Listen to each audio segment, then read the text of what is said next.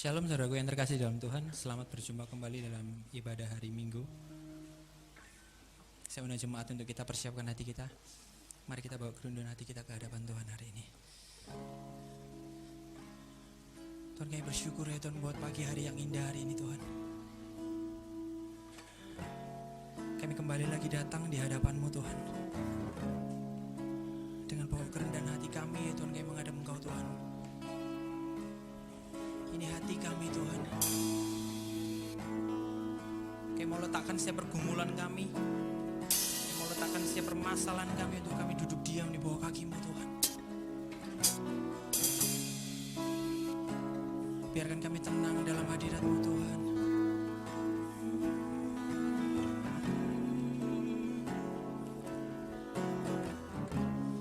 Ini pujian kami Tuhan.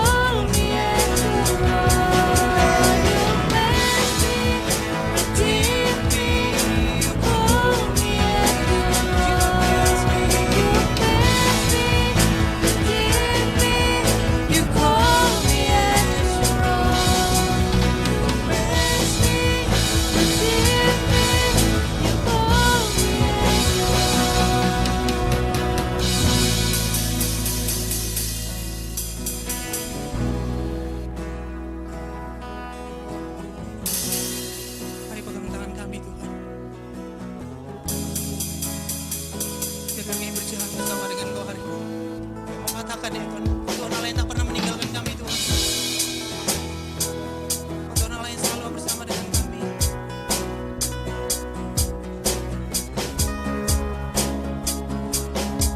Lawat setiap kami hari ini, lawat setiap kami.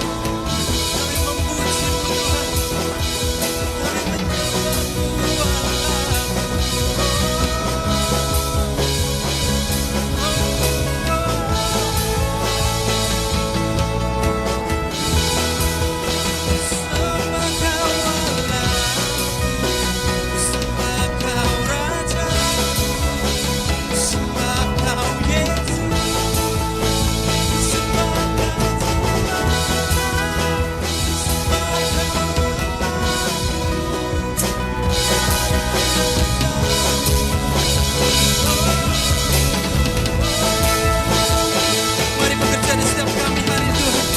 Mari lawat setiap kami anak-anakmu. Kami rindukan hadirat-Mu Tuhan. Hadirat-Mu.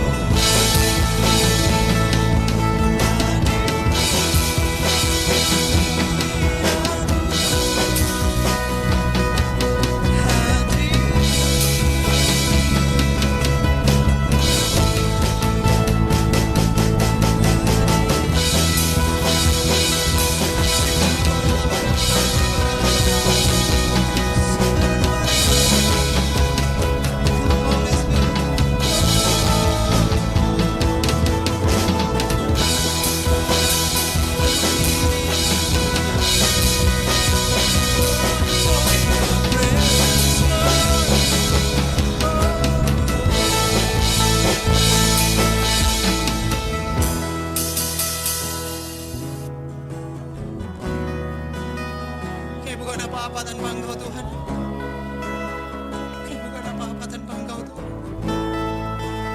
Di hadapan-Mu hari ini ya Tuhan. Kami mengaku dengan lidah bibir kami.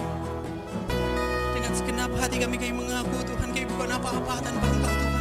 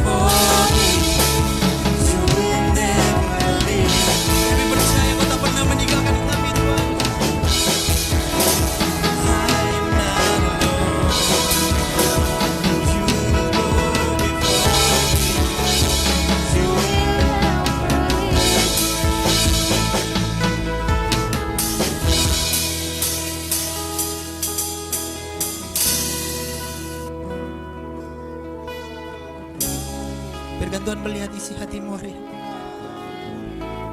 Tuhan begitu merindukan kita hari ini.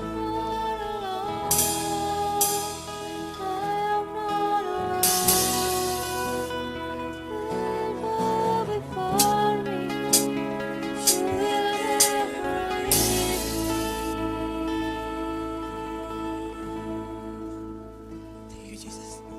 Terima kasih Tuhan.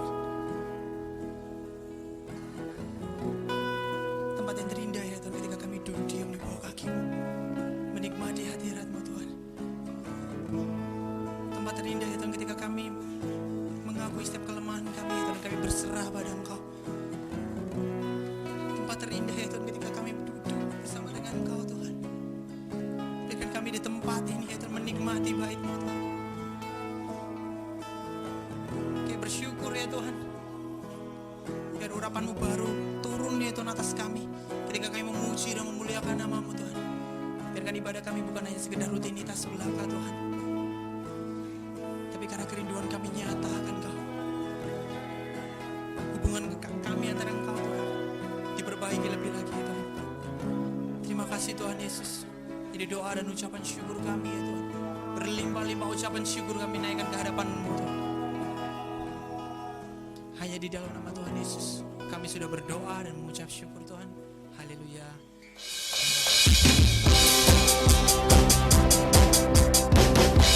Oh Tuhan Allah yang ajaib Tuhan.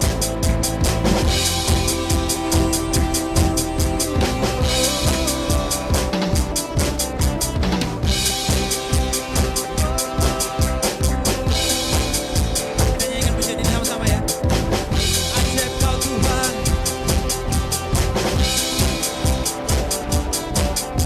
Tak terbayang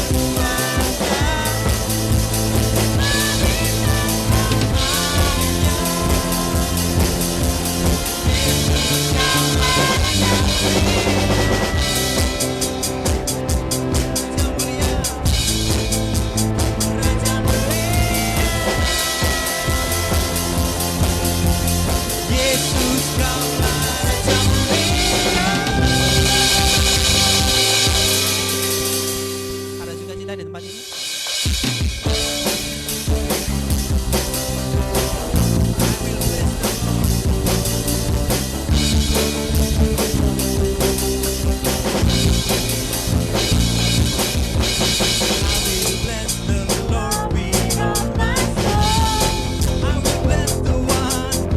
I will bless the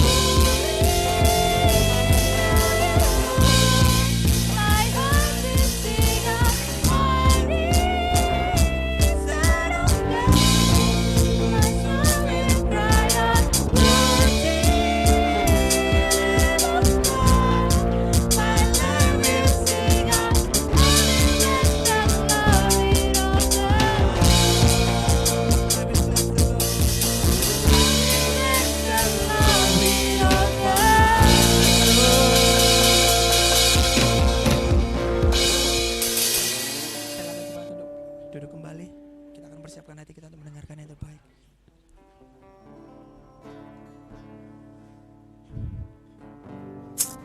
Kami bersyukur Tuhan buat setiap kasih-Mu. Terima kasih ya Tuhan. Thank you Jesus. Selidiki hati kami ya Tuhan, apakah kami benar mengasihi-Mu ya Tuhan.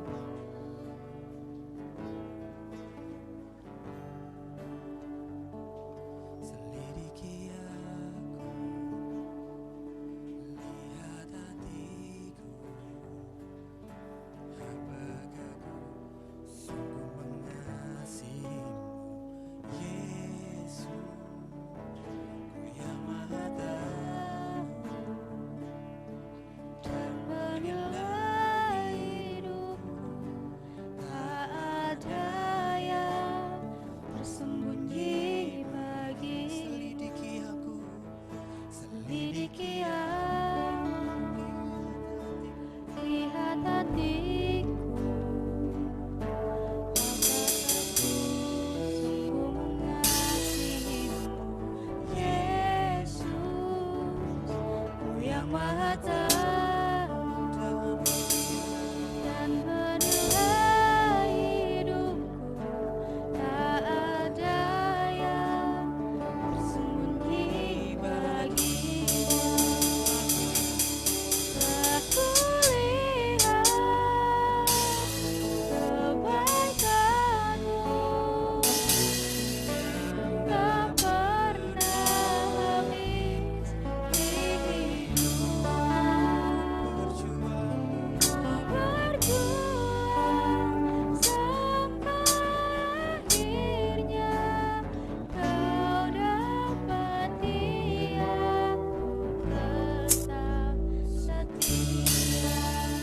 aku tetap setia. Selidiki aku,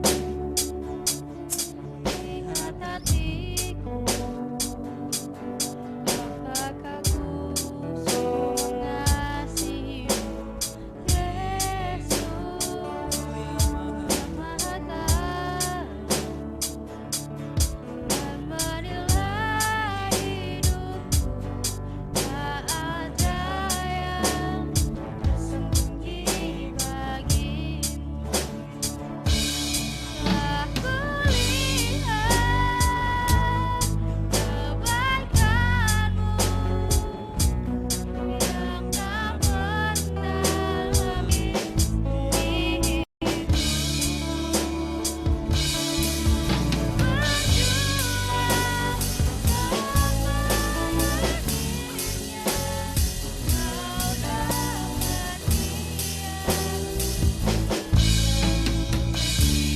Telah kulihat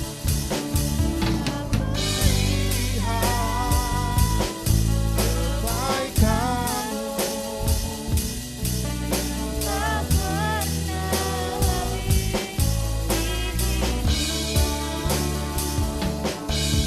berjuang sampai akhirnya Kau dapati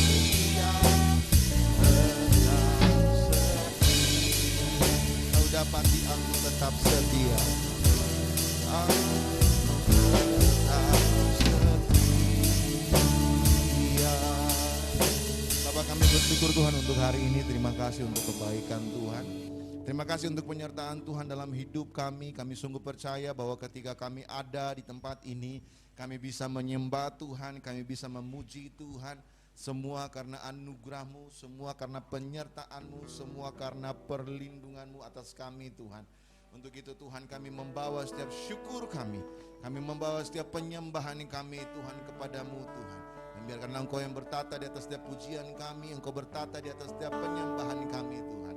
Ini saatnya Engkau menyampaikan isi hati-Mu bagi kami di tempat ini Tuhan. Engkau menyampaikan kebenaran firman-Mu Tuhan di tempat ini Tuhan. Mari pakai hamba-Mu sebagai alat-Mu Tuhan, yang ingin Engkau pakai untuk menyatakan kuat-Mu, kuasa-Mu, hati-Mu, isi hati-Mu, firman-Mu Tuhan di tempat ini Tuhan.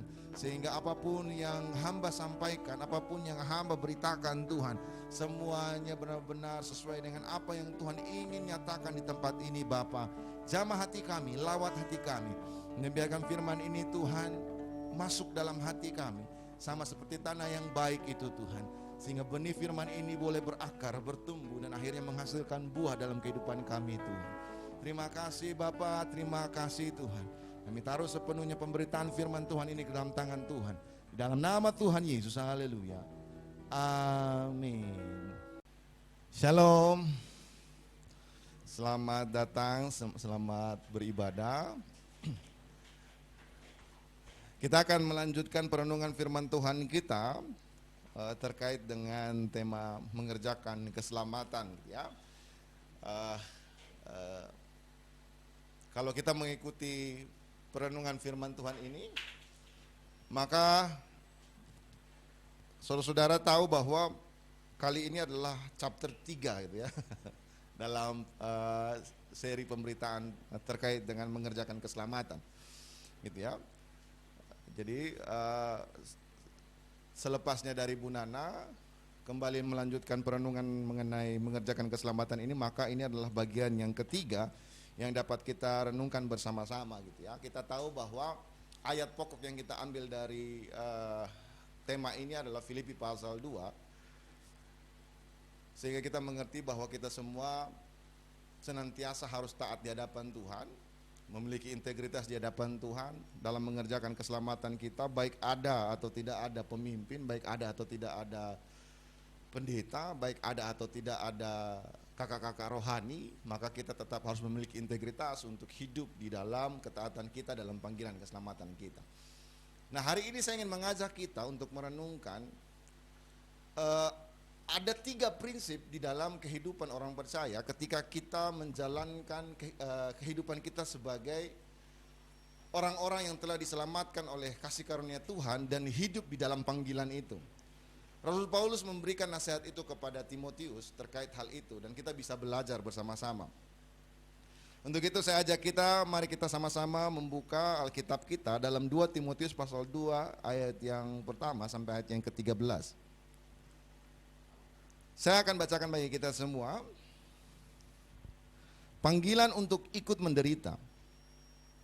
Sebab itu, hai anakku, jadilah kuat oleh kasih karunia dalam Kristus Yesus. Apa yang telah engkau dengar daripadaku di depan banyak saksi, percayakanlah itu kepada orang-orang yang dapat dipercayai, yang juga cakap mengajar orang lain.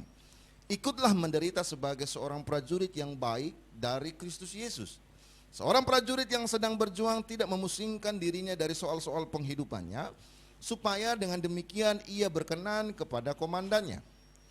Seorang olahragawan hanya dapat memperoleh mahkota sebagai juara apabila ia bertanding menurut peraturan-peraturan olahraga.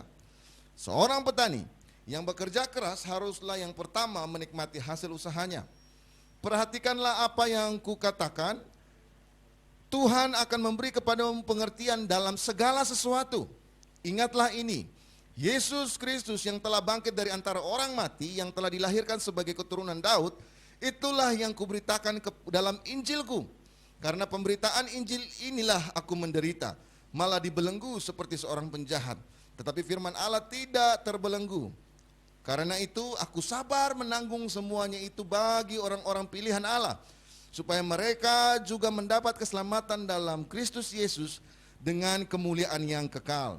Benarlah perkataan ini, jika kita mati dengan Dia, kita pun akan hidup dengan Dia. Jika kita bertekun, kita pun akan ikut memerintahkan dengan Dia. Jika kita menyangkal Dia, Dia akan menyangkal kita. Jika kita tidak setia, Dia tetap setia, karena Dia tidak dapat menyangkal dirinya. Haleluya. Ayat pokoknya itu ayat 2 dan 3. Apa yang telah engkau dengar daripadaku di depan banyak saksi, percayakanlah itu kepada orang-orang yang dapat dipercayai, yang juga cakap mengajar orang lain. Ikutlah menderita sebagai seorang prajurit yang baik dari Kristus Yesus. Haleluya. Oke. Siapakah Timotius? Siapakah Timotius? salah satu anak emasnya Rasul Paulus ya, anak kesayangannya Rasul Paulus gitu ya. Dan kita tahu bahwa ada dua orang dua orang muridnya Rasul Paulus yang cukup terkenal, yang dia tuliskan surat, yaitu siapa namanya, Timotius sama Titus gitu ya, kita tahu. Dan Timotius memiliki hubungan yang cukup istimewa dia dalam hati Paulus gitu ya. Dan Timotius ini adalah seorang pemimpin jemaat di Efesus. Dan ketika Rasul Paulus menuliskan 2 Timotius ini adalah surat terakhirnya Rasul Paulus yang diberikan kepada Timotius gitu ya, karena dia akan setelah itu dia akan mendapatkan eksekusi. Nah, apa yang bisa kita pelajari dari nasihat Rasul Paulus kepada Timotius? Perhatikan baik-baik bahwa di dalam ayat yang kedua dan ayat yang ketiga tadi kita baca, kita menemukan bahwa Paulus memberikan sebuah mandat terhadap Timotius. Dan apakah mandat itu? Mandat itu adalah apa yang dia telah dengar dari Rasul Paulus di hadapan banyak saksi, itu harus dia teruskan. Dia teruskan, dipercayakan kepada orang-orang yang dapat dipercayai lagi. Dan orang-orang yang dapat dipercayai ini adalah orang-orang yang memiliki kapabilitas di dalam hal apa? Mengajar kepada orang lain. Kemudian mandat yang berikut adalah apa? Sebuah seruan, sebuah ajakan kepada Timotius untuk apa? Untuk menderita sebagai prajurit yang baik dari Kristus Yesus.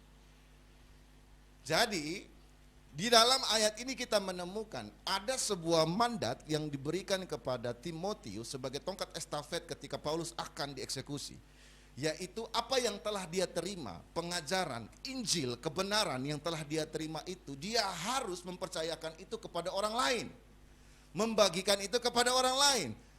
Dan orang lain ini yang dipilih supaya apa? Supaya mereka yang dipilih ini adalah orang-orang yang memiliki kapabilitas untuk bisa mengajar kembali kepada orang yang lain. Dan setelah dia menyampaikan hal itu, melakukan tugasnya itu, membagikan, mempercayakan Injil itu kepada orang yang dapat dipercayai, orang yang dapat mengajar orang lain, dia harus ikut masuk ke dalam penderitaan sebagaimana dia adalah prajurit Kristus. Dan apa yang disampaikan oleh Rasul Paulus kepada Timotius ini bukan hanya berlaku kepada Timotius saja, saudaraku yang kekasih. Ini berlaku kepada setiap kita. Kenapa? Karena di ayat yang lain kemarin dalam firman Tuhan yang disampaikan oleh Bunara dalam Efesus pasal 2 ayat 10 kita menemukan bahwa semua kita diciptakan oleh Allah untuk sebuah pekerjaan baik yang telah Tuhan sediakan sebelumnya. Dan perhatikan baik-baik, Tuhan mau untuk kita masuk hidup di dalamnya. Dengan demikian setiap kita ini adalah Timotius modern ini, yang memiliki mandat. Tidak semua orang memiliki hak istimewa yang dipanggil, dipilih untuk ditetapkan sebagai orang-orang yang akan diselamatkan. Kita yang telah menerima anugerah Kristus ditetapkan dari semula, dipanggil dari semula, dipilih dari semula untuk menjadi orang-orang yang menikmati anugerah keselamatan itu. Nah, dalam menikmati anugerah keselamatan itu, kita hidup mengerjakan keselamatan itu. Dan hidup dalam mengerjakan keselamatan itu adalah ketika kita memegang tongkat estafet yang disampaikan oleh Rasul Paulus kepada Timotius ini. Nah, dari hal ini maka kita dapat belajar. Ada seorang teolog terkenal gitu ya, Matthew Henry namanya. Dia memberikan komentar terkait dengan ayat ini. Dia memberikan penjelasan terkait ayat ini. Dia berkata begini: orang-orang yang memiliki pekerjaan yang harus dikerjakan untuk Allah harus membangkitkan diri mereka sendiri untuk melakukannya dan menguatkan diri mereka sendiri untuk itu. Menjadi kuat oleh kasih karunia dalam Kristus Yesus dapat dipahami sebagai kebalikan dari kelemahan karena kasih karunia. Apa yang dimaksudkan oleh hal ini? Saudara-saudara, di dalam pasal pertama ketika Paulus membuka suratnya ini, dia mengatakan bahwa ada beberapa jemaat, teman, itu yang meninggalkan dia karena Paulus akan dieksekusi. Dia sendiri menghadapi hal ini. Dalam konteks yang demikian, kita bisa melihat bahwa apa yang menyebabkan orang-orang dapat meninggalkan imannya, meninggalkan perjalanan imannya, sama seperti orang-orang yang meninggalkan Paulus sendiri untuk menghadapi persoalan ini. Dan Paulus tidak mau hal itu terjadi kepada Timotius, sehingga dia menasihatkan Timotius terkait dengan peristiwa ini. Nah, kita yang berada di tengah-tengah dunia zaman ini, tentu masalah pasti ada banyak, persoalan ada banyak.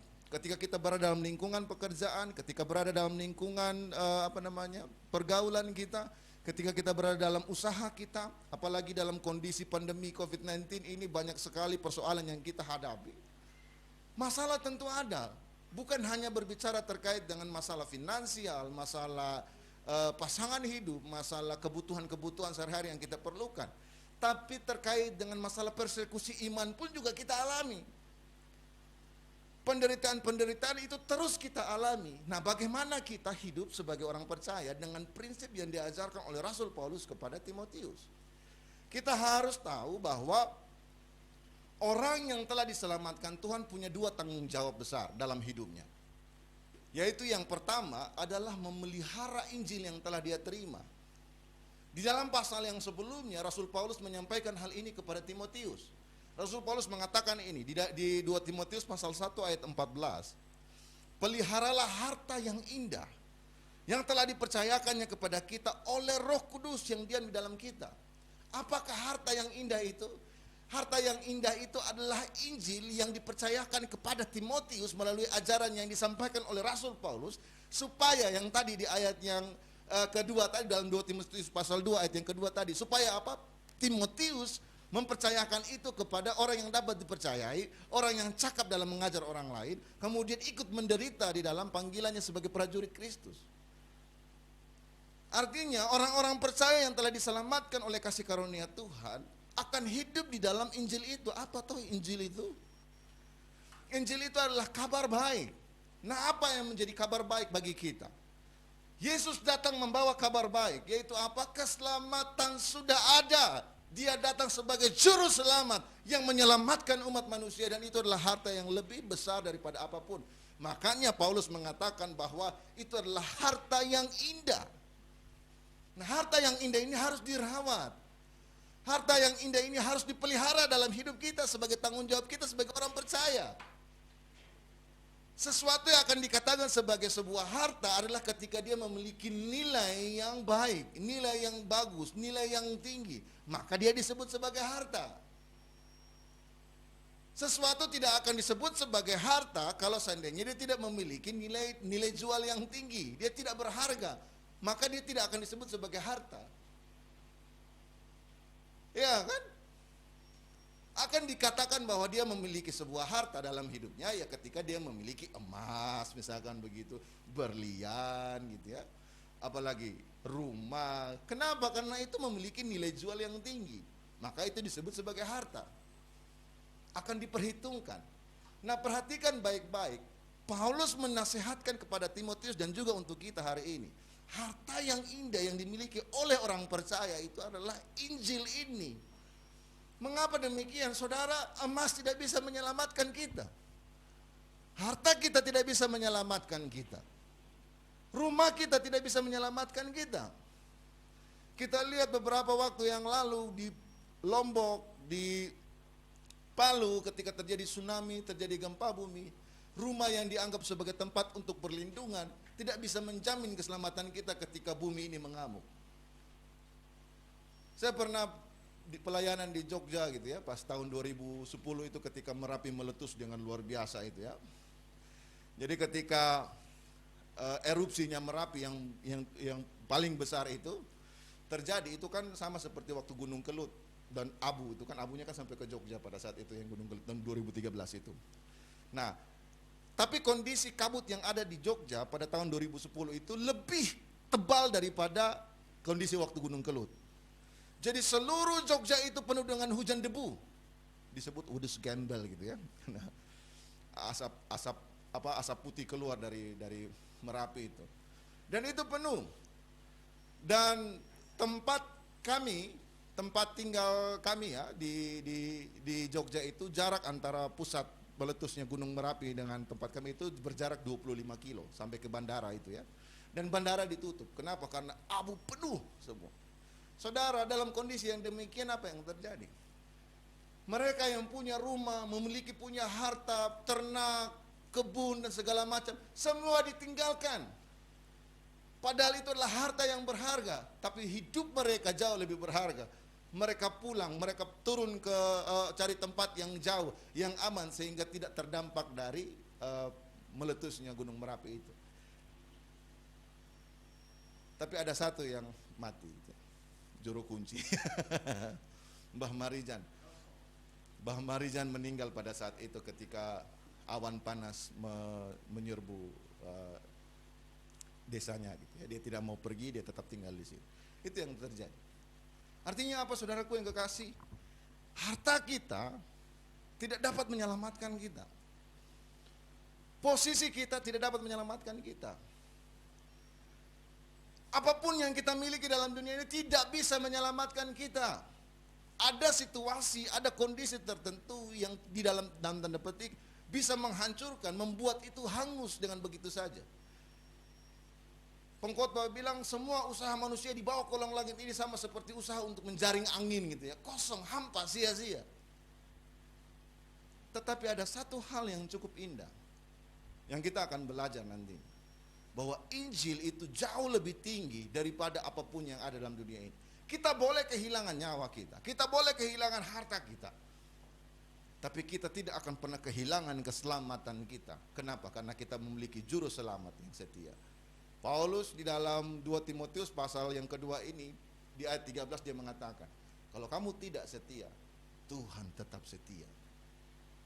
Dia menjanjikan keselamatan bagimu.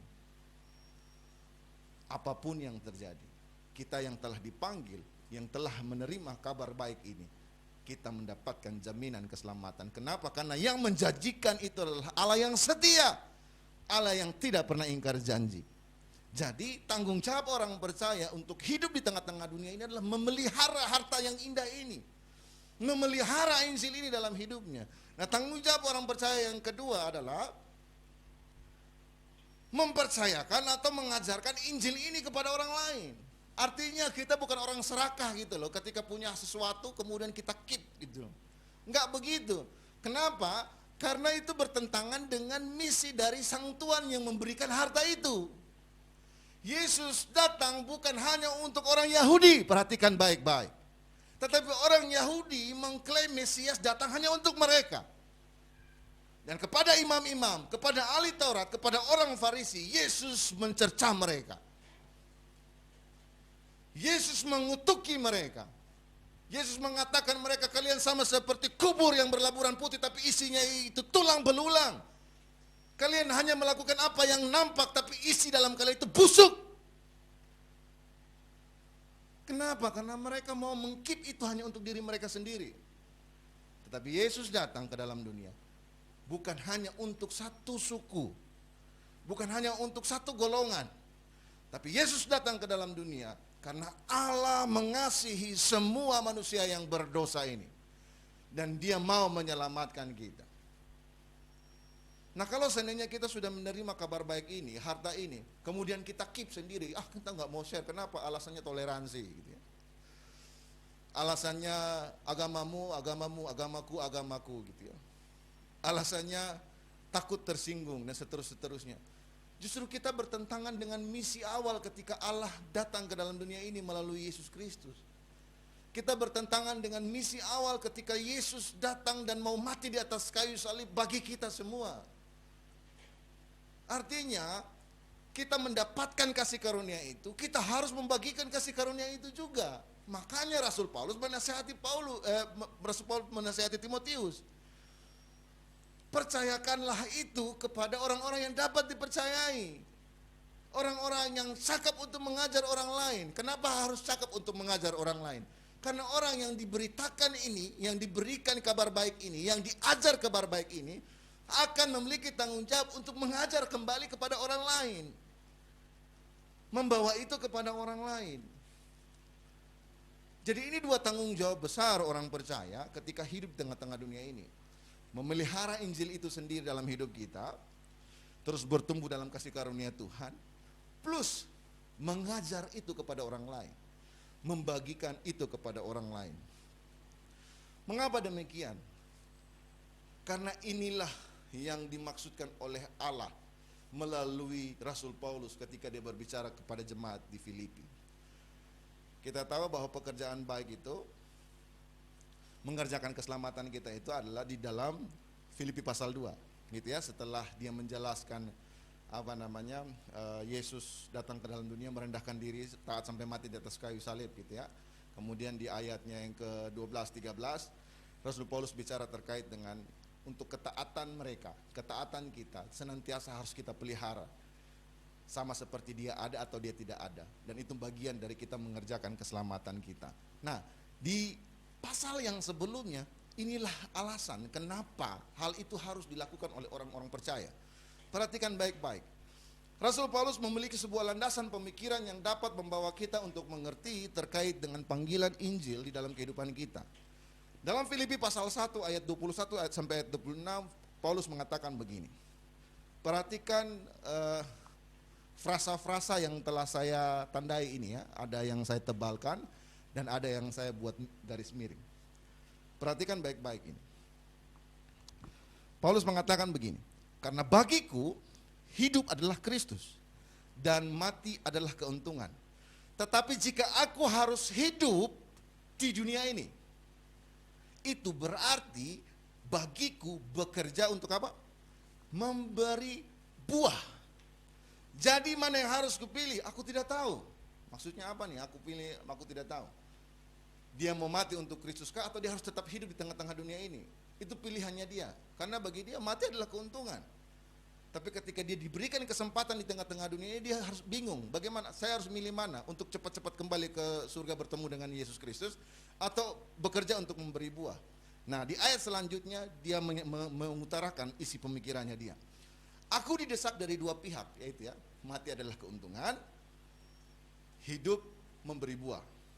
Jadi didesak dari dua pilihan itu ya. Aku didesak dari dua pihak. Aku ingin pergi dan diam bersama-sama dengan Kristus. Artinya sudah selesai. Dia mau langsung pulang ke rumah Bapa saja gitu ya, bertemu dengan Kristus. Dia mau dekat dengan Kristus. Aku didesak dari dua pihak. Aku ingin pergi dan diam bersama-sama dengan Kristus. Itu memang jauh lebih baik, kata dia. Tetapi, perhatikan ini. Lebih perlu untuk tinggal di dunia ini karena apa? Karena apa? Untuk kamu ini siapa? Jemaat di Filipi.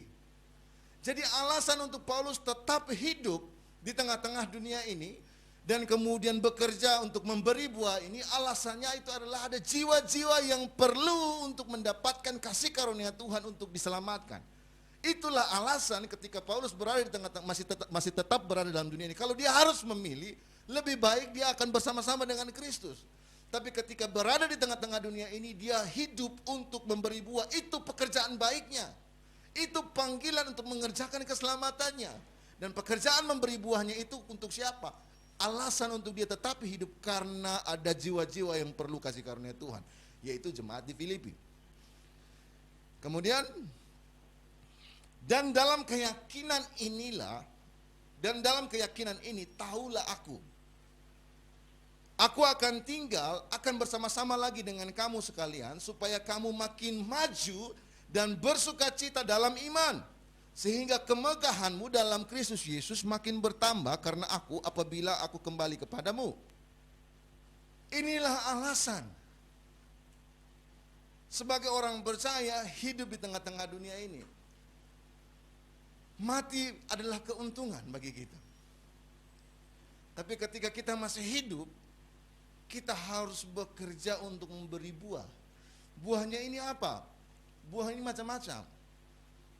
Selain perbuatan baik yang dihasilkan oleh keselamatan kita, maupun ada jiwa-jiwa yang mendapatkan kabar baik itu dan mereka pun diselamatkan. Jadi dua buah ini harus dihasilkan oleh orang percaya. Karakternya diubahkan dan juga penginjilannya tetap berjalan. Penuaian jiwa-jiwanya pun juga tetap berjalan. Untuk itu, maka Paulus menasihati Timotius untuk hidup dengan dia memberikan 3 contoh yang dapat kita pelajari. 3 prinsip dalam mengerjakan panggilan kita sebagai orang percaya. Yaitu yang pertama, pengabdian. Paulus memberikan nasihat kepada Timotius dengan salah satu contohnya itu terkait dengan prajurit. Di dalam 2 Timotius pasal 3 ayat 3 pasal 2 ayat 3 dan sampai 4 berkata begini. Ikutlah menderita sebagai seorang prajurit yang baik dari Kristus Yesus. Seorang prajurit yang sedang berjuang tidak memusingkan dirinya dengan soal-soal penghidupannya, supaya dengan demikian ia berkenan kepada komandannya. Saudara, seorang prajurit ketika dia sudah terdaftar untuk ikut dalam tugas, meninggalkan pekerjaannya dan segala urusannya supaya dapat mengikuti perintah pimpinannya. Kita dapat contoh itu banyak ya. Pernah nonton film perang kan? Sering lah ya, iya. Anak-anak muda mah hobinya film action. Salah satu pilihannya adalah film-film perang gitu ya. Ada banyak yang bisa kita pelajari dari situ. Contoh dari keteladanan seorang prajurit. Gitu ya. Apa salah satu contoh dari keteladanan seorang prajurit yang kita bisa pelajari dalam sebuah film perang? Adalah pengabdian dia kepada negara. Benar kan? Adalah pengabdian seorang prajurit kepada negaranya. Kita nonton film Hacksaw Ridge misalkan, seperti itu. Dia nggak mau memegang senjata gitu ya, tapi rasa patriotismenya yang begitu besar mengabdi kepada negaranya itu kuat sekali, sehingga membuat dia terjun juga kepada ladang peperangan pada saat itu. Tapi apa yang terjadi di situ? Dia bisa punya pilihan. Dia bisa menjadi seorang prajurit yang berada di garis depan, atau dia bisa menjadi tenaga medis yang tidak memegang senjata untuk berperang, tapi bertugas untuk menyelamatkan. Walaupun itu menjadi sebuah pergumulan yang besar dalam hidupnya, tapi dia memiliki pengabdian yang begitu luar biasa terhadap bangsa dan negaranya.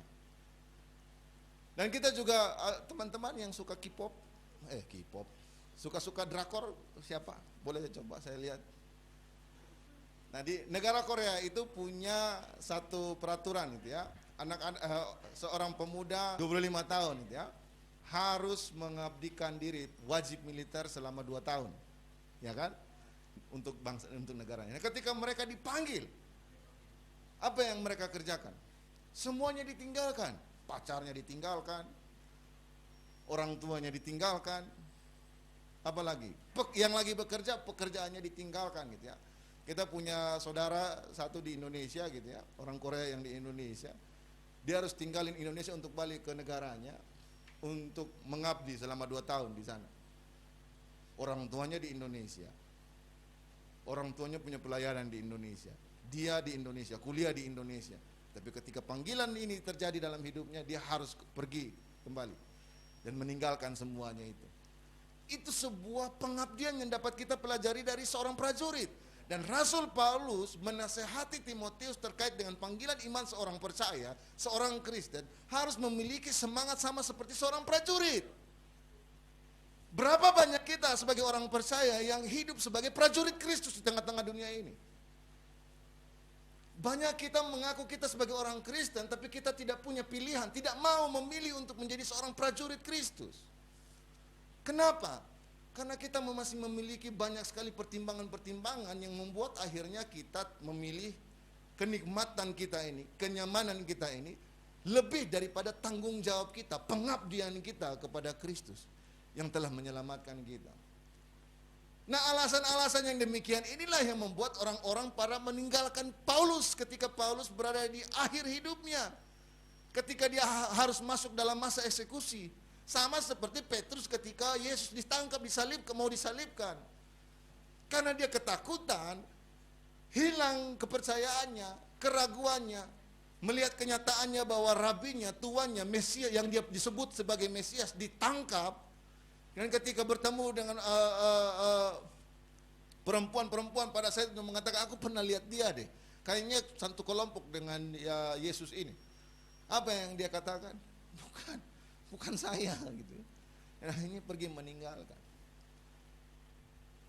Berapa banyak kita yang menjadi orang Kristen tetapi tidak memiliki mental sebagai seorang prajurit? Panggilan kita sebagai orang percaya adalah panggilan prajurit Kristus. Dan kita dapat belajar dari prinsip ini. Seorang prajurit harus memiliki pengabdian. Pengabdian itu artinya dia rela untuk melepaskan apa saja. Supaya apa? Supaya mendapatkan perkenanan dari pimpinannya, komandannya. Prajurit lakukan hal itu. Nah, kita harus hidup sebagai prajurit Kristus di tengah-tengah dunia ini. Apalagi anak-anak muda nih. Masa hidup kita masih sangat panjang gitu ya. Manfaatkanlah hidup kita sebagai prajurit-prajurit Kristus. Kalau udah tua, bukan terlambat, tapi sudah mulai tidak bisa produktif lagi. Tapi kalau masih muda, belum menikah, apalagi gitu ya, masih bisa tuh pergi kemana-mana, kabarkan Injil, nyatakan kasih karunia Tuhan.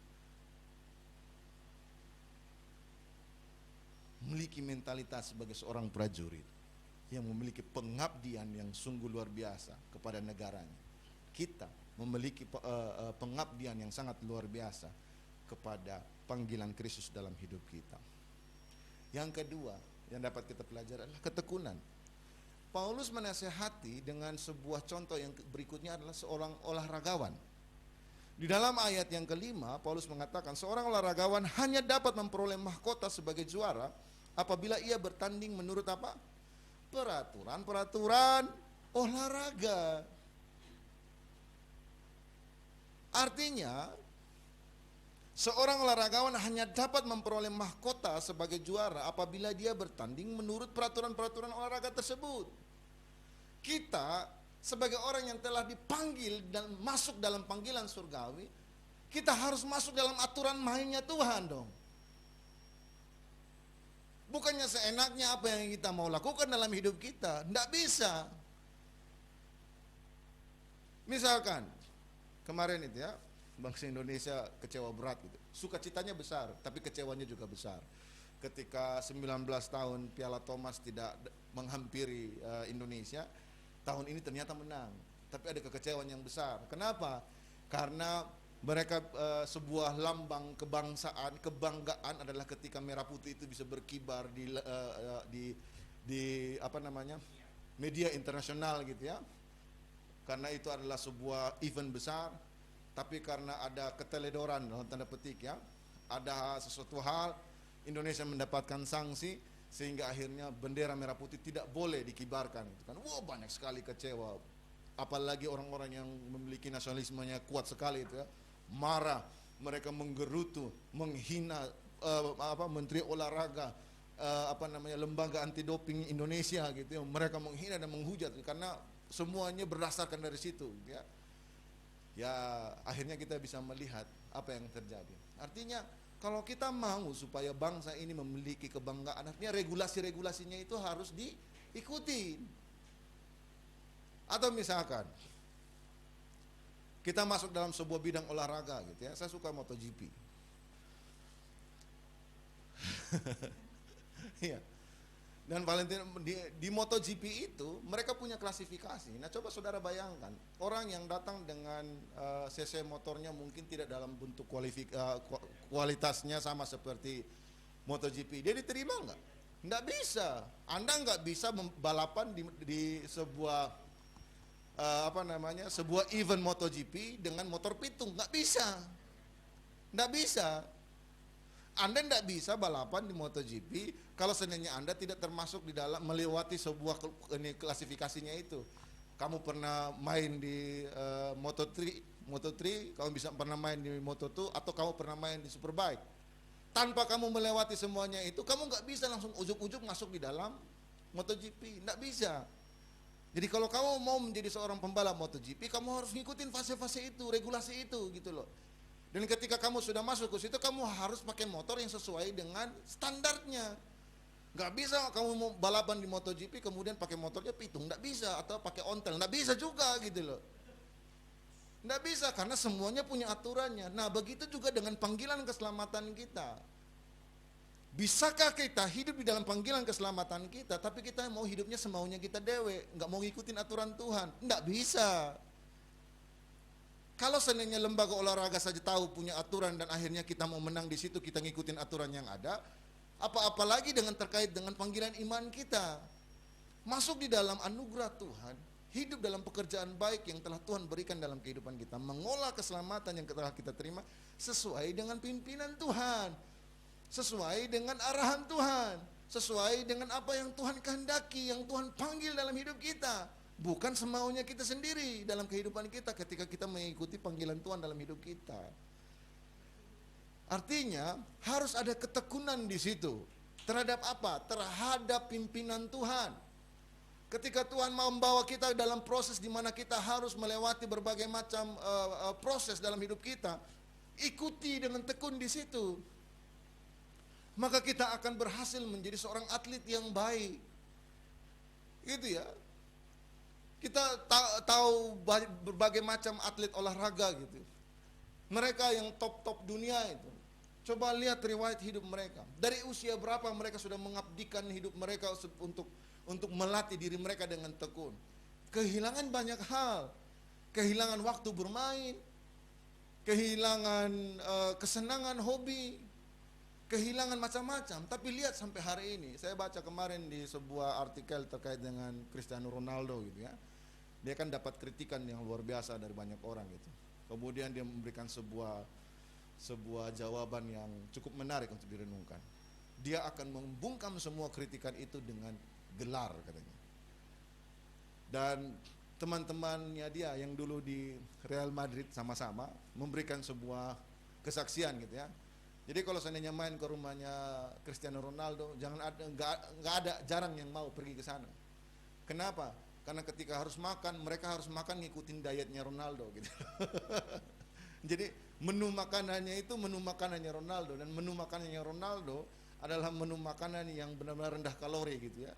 Jadi dia benar-benar menjaga semua kesehatannya, stamina tubuhnya sampai kepada makanannya. Tapi lihat siapa dia sekarang. Dengan usianya yang dalam tanda petik sudah termasuk veteran juga, tapi tetap memiliki gelar, memiliki hasil, memiliki karya gitu.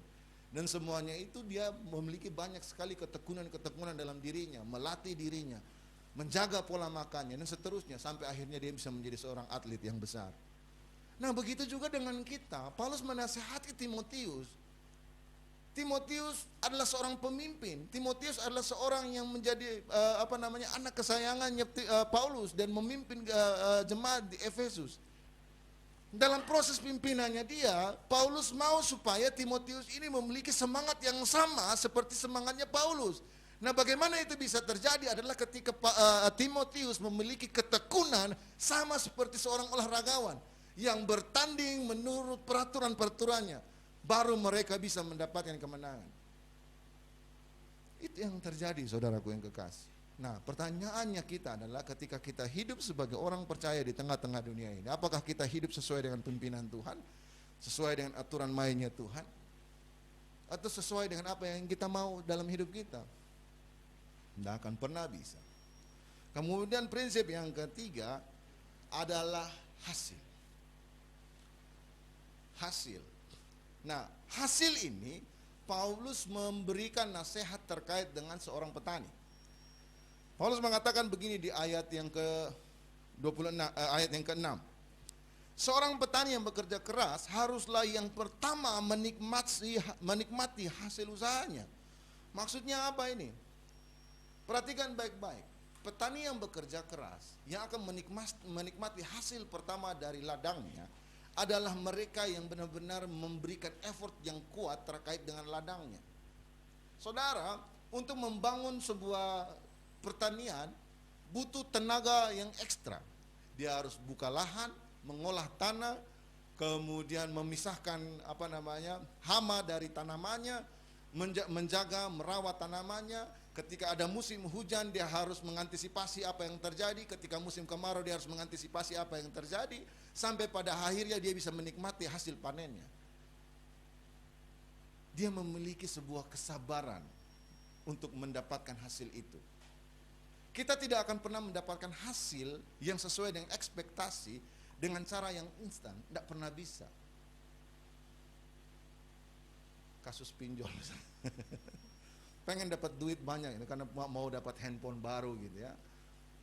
Wah, ini iPhone 13 keluar nih. Gimana nih cara untuk mendapatkan iPhone 13 ini? Wah, ada tawaran nih. Pinjaman mudah gitu ya, bebas syarat gitu ya, nggak ribet gitu. Segera daftar gitu ya, dapat SMS. Coba deh gitu kan. Dengan cara yang instan. Akhirnya terbelenggu, terikat, dan akhirnya bunganya luar biasa. Dan akhirnya ada yang sampai mengakhiri hidupnya. Niat untuk mendapatkan sesuatu dengan cara yang mudah itu bukan bagian dari hidup seorang percaya. Semuanya ada proses. Dan proses yang kita ikutin dengan sabar, dengan tekun, dengan mengabdikan hidup kita di situ, maka kita yang akan menikmati hasilnya. Dan perhatikan baik-baik, seraya ayat ini sama dengan apa yang dikatakan oleh Yakobus dalam Yakobus pasal 5 ayat yang ke-7. Yakobus mengatakan begini, karena itu saudara-saudara, bersabarlah sampai kepada kedatangan Tuhan. Sesungguhnya petani menantikan hasil yang berharga dari tanahnya, dan ia sabar sampai telah turun hujan musim gugur dan hujan musim semi. Semuanya itu apa? Untuk menanti-nantikan mendapatkan hasilnya. Nah, pertanyaan kita adalah, hasil yang ingin kita capai itu apa? Kita ngikut Tuhan, menikmati anugerah Tuhan, apa yang kita kejar? Kemewahankah? Kekayaankah? Jodoh yang cantikkah? Jodoh yang cakepkah? Posisikah? Ketenarankah? Popularitaskah? Apa yang kita capai? Perhatikan baik-baik, Yakobus mengatakan semua orang percaya yang hidup di dalam panggilannya adalah mereka yang hidup dengan menanti-nantikan kedatangan Tuhan. Itu hasilnya. Kita hidup untuk menanti-nantikan kedatangan Tuhan, sama seperti seorang petani yang menanti-nantikan kedatangan hujan di musim semi, di musim hujan. Untuk apa? Mendapatkan hasilnya pada akhirnya, panennya. Nah, hasilnya itu adalah kedatangan Tuhan. Orang percaya, kita bertekun, kita menderita, kita kesusahan, kita dipersekusi, kita tidak diakui, kita mendapatkan hal-hal masalah dalam hidup kita. Bertekun dengan itu. Kenapa? Karena itu bagian proses untuk mendapatkan hasil. Hasilnya itu bukan terkait dengan berkat-berkat saja. Hasil itu bukan hanya terkait dengan kekayaan. Hasil itu bukan hanya terkait dengan jodoh. Hasil itu bukan hanya terkait dengan masalah pengakuan. Tapi hasilnya adalah ketika Kristus datang menjemput mempelai-mempelainya. Kita bagian dari 5 gadis yang bijaksana itu. Bukan sebagai 5 gadis yang bodoh, yang mengelola berkat-berkatnya itu dengan sembrono, dengan tidak bijak, sehingga akhirnya pelitanya kehabisan minyak dan mereka tidak bisa mengikuti pesta perkawinan pada saat itu. Itu yang kita kejar, itu yang kita tunggu. Untuk itu berproseslah dalam hidup kita. Nah, untuk melewati itu, ketika merenungkan firman ini, saya menemukan ada 4 hal yang mungkin jadi tips bagi kita untuk kita tetap bisa bertekun di dalam iman kita. Saya membuat sebuah rumusan gitu ya, calm gitu ya, calm, tenang, calm, calm, C-nya itu carilah Tuhan. Sebagai orang percaya dalam hidup kita, kita harus terus mencari Tuhan dalam hidup kita. A, andalkan Tuhan. Kita tahu bahwa kita adalah bait Allah, di mana roh Allah tinggal dalam hidup kita. Senantiasa kita andalkan Tuhan dalam hidup kita. L, lihat situasi kondisi yang ada. Apakah Tuhan pimpin kita pada saat panggilannya yang benar, atau itu semua hanya karena keinginan hati kita saja, sehingga kita hidup dalam hidup dalam panggilan kita sesuai dengan apa yang kita mau. Kadang-kadang kita jatuh dalam sebuah masalah bukan karena Tuhan izinkan itu, tapi karena kebodohan kita sendiri. Makanya Yohanes mengatakan bahwa pencobaan itu datang dari mana? Keinginan mata, keangkuhan hidup, dan keinginan daging, sehingga membuat kita terjerat di dalamnya dan terjerumus di dalamnya. Maka kita perlu lihat, apakah ini pimpinan Tuhan atau ini karena kemauan kita. Dan yang terakhir, M ini adalah merenungkannya dalam hidup kita. Kita sudah cari Tuhan, Kita sudah andalkan Tuhan, kita sudah lihat keadaan ini, mari kita merenungkan apa yang Tuhan mau dalam hidup kita untuk kita bisa berjalan di situ. Kalau memang kita harus sama seperti Petrus yang dipanggil Tuhan untuk berjalan di atas air, berjalanlah di atas air. Jangan ragu, jangan pikir suasana kiri kanan, angin sepoi-sepoi yang membuat dia akhirnya kedinginan dan dia sadar bahwa dia sudah berjalan di atas air dan dia takut dan dia tenggelam. Ketika Tuhan panggil kita untuk sama seperti Thomas, ini jariku, ini perutku, ini lambungku, tusukkanlah tanganmu di situ. Ikutin saja, walaupun awal yang pertama tuh kita udah ragu, kita udah nggak benar tuh. Tapi ketika Tuhan sudah menyatakan itu dalam hidup kita, ikutin saja dan milikilah kesadaran sama seperti Thomas. Ya Tuhanku, ya Allahku, bermohon di hadapan Tuhan dan tunduk di hadapan Tuhan. Ikutin saja. Kalau Tuhan izinkan kita untuk masuk dalam gelombang badai hidup, badai yang menerpa ladang pertanian kita, ikutin saja. Dan kita akan melihat Tuhan melakukan sesuatu dalam hidup kita. Cari Tuhan, andalkan Tuhan, lihat situasi, merenungkannya dalam hidup kita. Dan saya percaya kita akan menjadi prajurit-prajurit yang dapat mengabdi kepada Tuhan. Kita akan menjadi seorang olahragawan yang memiliki ketekunan dalam hidup kita, dalam perjalanan iman kita. Dan kita akan menjadi sama seperti petani yang akhirnya menikmati hasil. Yaitu apa? Kedatangan Tuhan, dan dia melihat kita sebagai mempelai-mempelainya yang dapat masuk dalam perjamuan kawin anak domba. Mari sama-sama kita tundukkan kepala dan kita bersatu di dalam doa. Bapa, kami bersyukur Tuhan untuk kasih karunia Tuhan dalam kehidupan kami. Kami sungguh percaya bahwa Tuhan memanggil kami dalam anugerah Tuhan dalam hidup kami untuk kami hidup di dalamnya. Namun dengan situasi, kondisi yang ada, banyak sekali mengalihkan perhatian kami dari panggilan Tuhan ini Tuhan.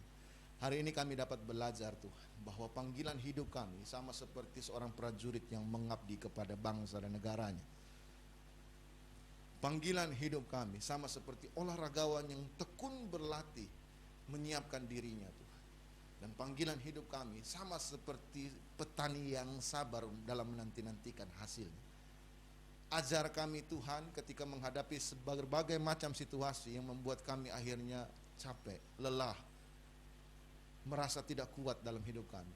Ajar kami bahwa kami punya Tuhan, sehingga kami terus mencari Tuhan. Dan ajar kami mengandalkan Tuhan, karena kami tahu bahwa Tuhan tidak pergi kemana-mana. Tuhan ada dalam hidup kami. Kami adalah bait Allah, di mana tempat roh Allah tinggal. Dan ajar kami untuk dapat mengandalkan Engkau Tuhan. Dan kemudian ajar kami Tuhan, untuk bisa melihat situasi kondisi yang saat ini kami hadapi Tuhan. Apakah ini dari Tuhan? Apakah ini dari kebodohan kami sendiri Tuhan? Dan ajar kami untuk mau merenungkan semuanya ini sehingga menemukan pimpinan Tuhan dalam hidup kami. Dan kami percaya dalam mengerjakan keselamatan yang telah kami terima Tuhan, kami akan hidup sama seperti Paulus hidup untuk bekerja, memberi buah dalam hidup kami Tuhan. Terima kasih Bapa, dalam nama Tuhan Yesus. Haleluya. Amin.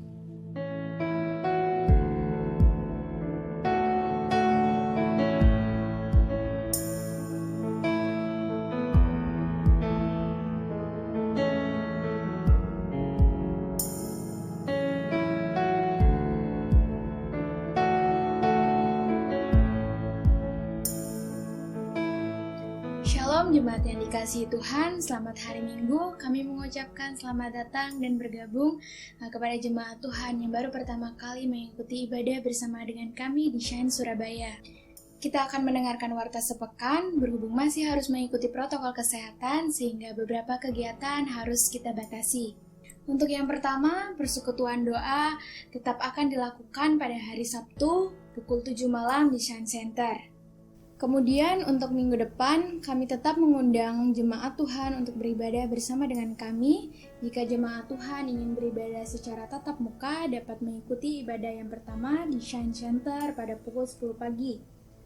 Tapi jika jemaat Tuhan memiliki halangan atau tidak dapat beribadah tatap muka, kami tetap mengundang jemaat untuk beribadah secara online pada hari Minggu pukul 17 waktu Indonesia Barat melalui kanal YouTube Shine Surabaya. Lalu untuk persembahan, jemaat dapat mentransfer ke rekening gereja yang tertera di layar.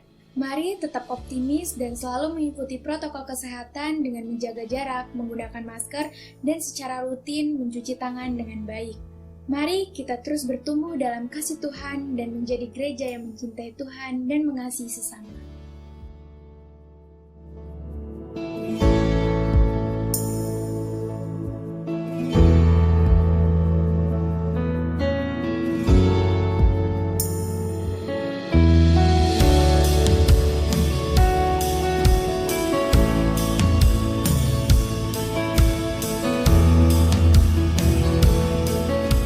Tuhan, angkat kedua tanganmu dan terimalah berkat dari Tuhan.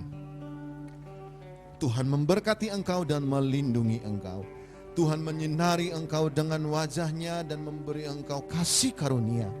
Tuhan menghadapkan wajahnya kepadamu dan memberi engkau damai sejahtera.